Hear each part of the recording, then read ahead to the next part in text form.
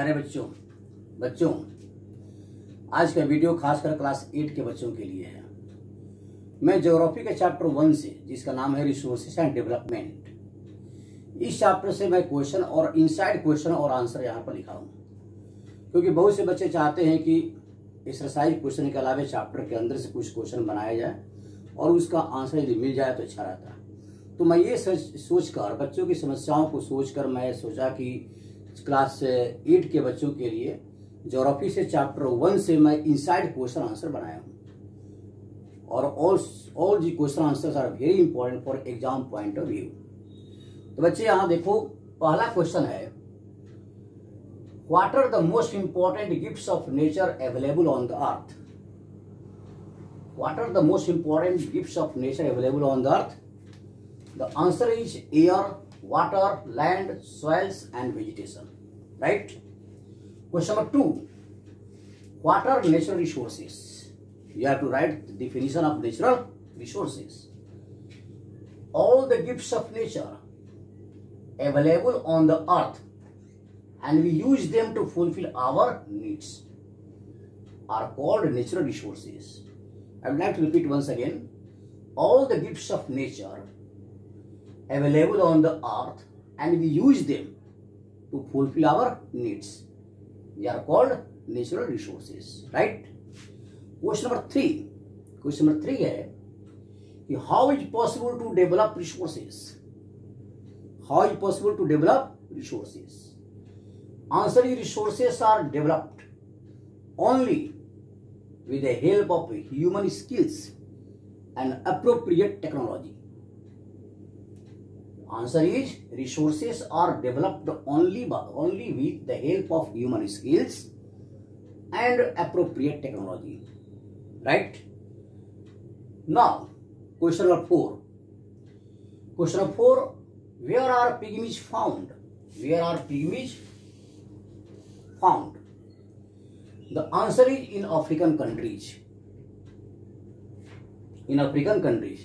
तो वैसे मैं कुछ और क्वेश्चन आपको दे रहा हूं। ये क्वेश्चन नंबर 1, 2, 3, 4, ठीक है। और सभी बच्चे ये क्वेश्चन जरूर देखेंगे और उसका answer I am giving other questions.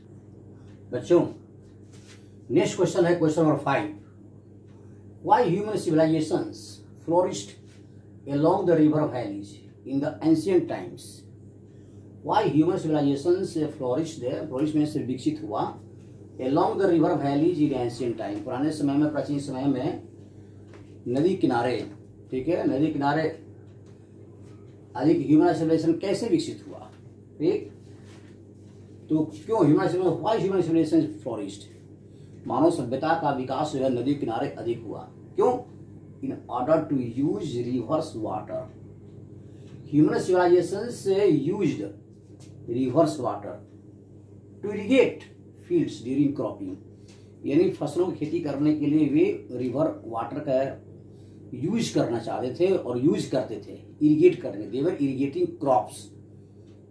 Human civilisation से humans were using rivers water to irrigate their crops, that's why human civilisation flourish along the river valleys in ancient times.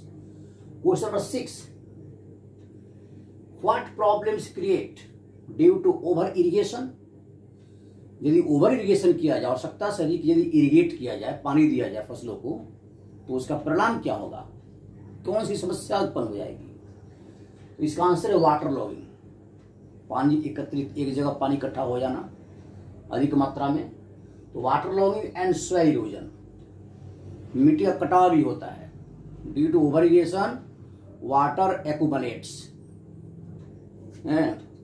here and there and it also loosens the soil particles become very loose and they are eroded very easily with water due to over irrigation।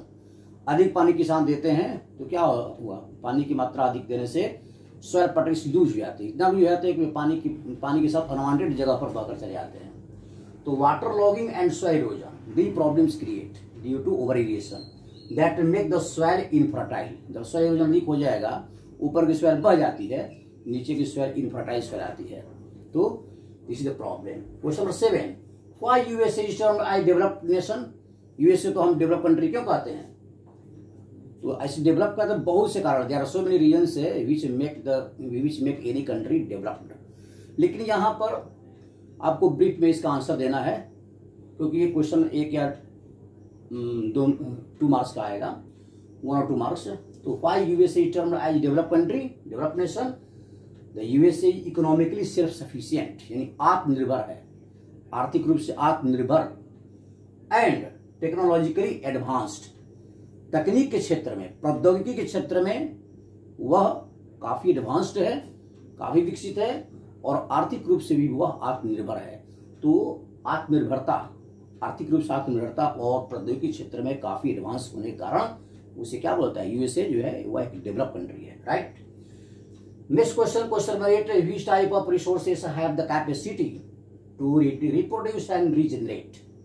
किस तरह के resource में reproduce करने का, regenerate करने की capability होती है, वह हमेशा उसका रिप्रोडक्शन होता रहता है। तो इसका है बायोटिक रिसोर्सेज। आंसर क्या है? Biotic resources. ठीक है बच्चे, तो और भी क्वेश्चन मैं आपको दे रहा हूं, क्वेश्चन 5, 6, 7, 8, राइट।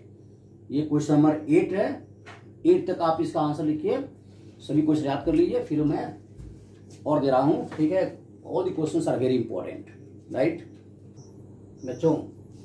नेक्स्ट क्वेश्चन है question number 9, many African nations are rich in resources, right, but are less developed, why?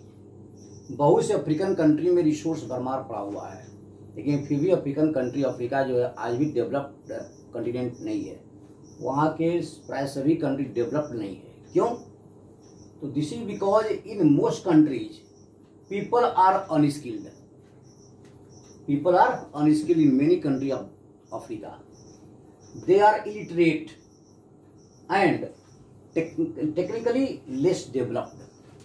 वहाँ के लोग जो है टेक्निकली लेस डेवलप्ड हैं, उसके बाद अनस्किल्ड है, इलिटरेट है, इसीलिए वहाँ का रिसोर्स है, वहाँ बहुत से रिसोर्स हैं, फिर भी रिसोर्स का डेवलपमेंट नहीं हो रहा है। Question number 10, how the rapid growth of population affects the natural resources? How the rapid growth of population affects natural resources? जहाँ की जनसंख्या काफी अधिक है, काफी जनसंख्या वृद्धि हो रही है, तो नेचुरल रिसोर्स पर क्या प्रभाव पड़ता है, राइट। रैपिड, इसका प्रभाव है rapid growth of population causes what? Over utilisation of resources, over utilisation, और you can also write over exploitation of resources, excessive use of resources, right. Over utilisation of resources और over exploitation of resources और excessive use of resources due to rapid growth of population.